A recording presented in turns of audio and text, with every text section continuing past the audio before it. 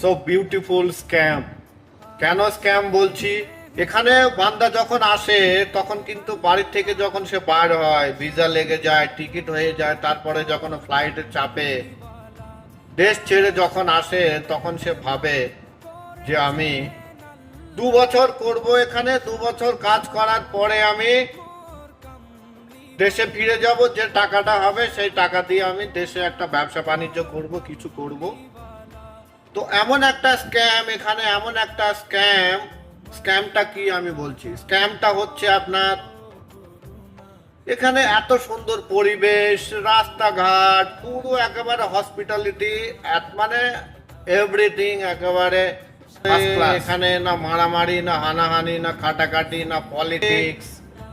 রাতে যে কোনো টাইমে, যে কোনো সময় আপনি যেখানে খুশি সেইখানে যেতে পারেন। বাস এখানে পলিউশন নেই, প্রত্যেকটা খাবার একদম 100%, মানে কোনো এখানে ভেজাল বলতে পাবেন না। আর যদি ভুল করে কোনো দোকান, কোনো মার্কেট, কোনো রেস্টুরেন্টে যদি ভেজাল করে তো তার লাইফ শেষ।